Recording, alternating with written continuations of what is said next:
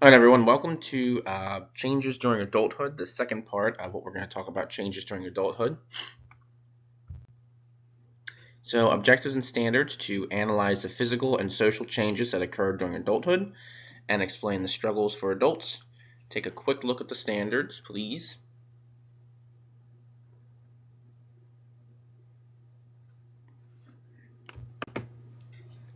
One vocab for our vocabulary preview menopause is the biological event when a woman's production of sex hormones are sharply reduced. So think about this. What physical changes or social changes do adults face? Think about maybe some of the adults you know in your life and some of the physical changes or social changes that you witnessed them going through. And then how do physical and social changes impact adults? That's our essential question for today. So during adulthood, people face many questions and challenges. Adulthood consists of change and sadness, success and failure, stability and crisis, and joy and sadness. Now, people typically mature into what they want fully, or they can face limitations. So they can, become what they want, or sometimes they face many limitations in terms of what they're trying to do. The reactions by adults depends on certain circumstances, the general outlook on life, and preparations for adulthood and life.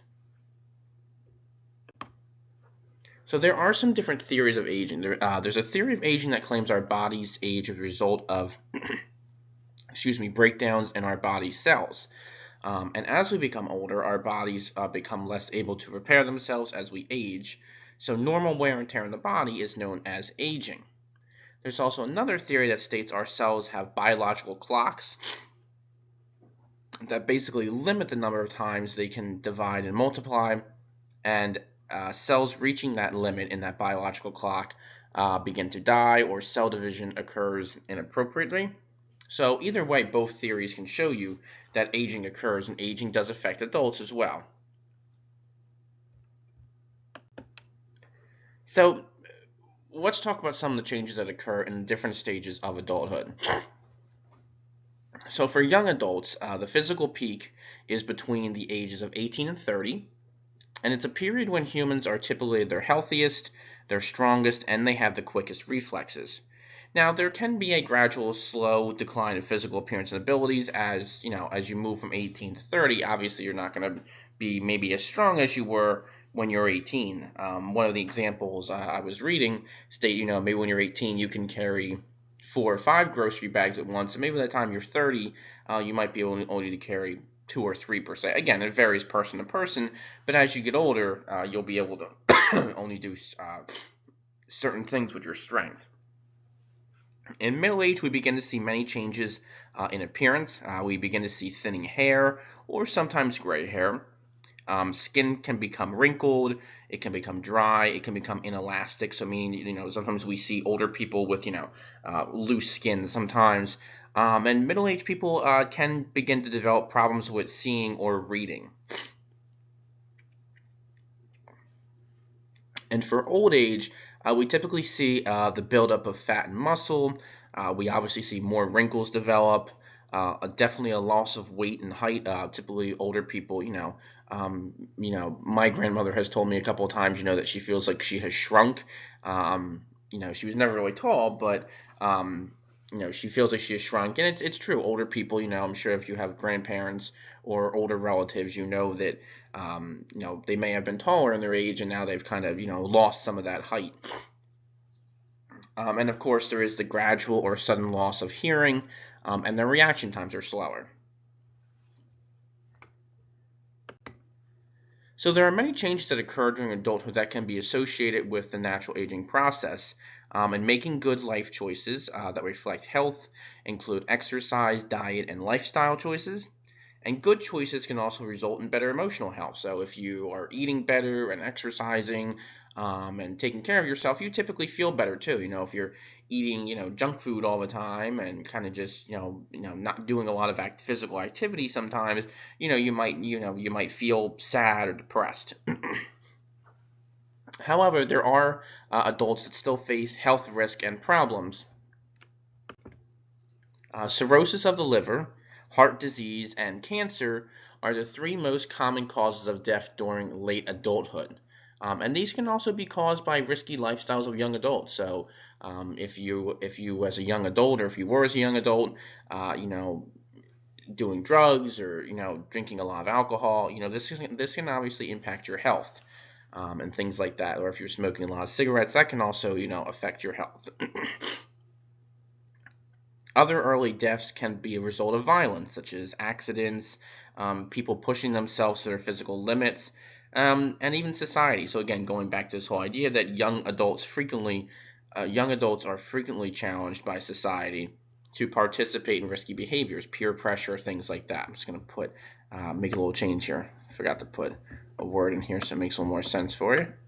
So young adults are frequently challenged.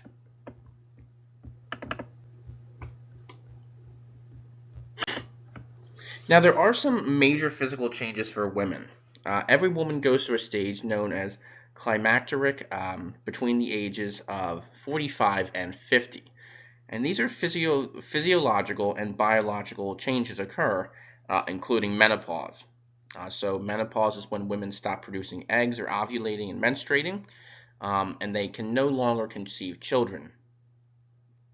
Now, however, despite this, kind of change in sexual activity or sexual appearance, sometimes most women do not lose their sex drive or experience any discomfort during menopause.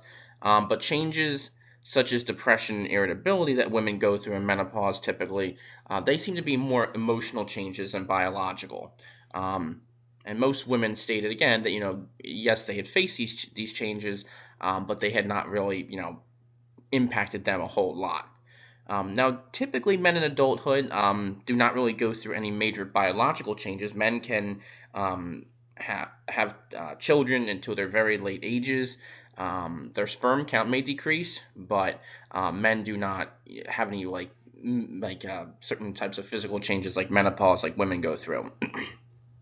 But remember, when we talked about social and cognitive changes, men typically face more social and cognitive changes more so than women. So women in adulthood face more physical changes and biological changes, and men will face more cognitive and social changes.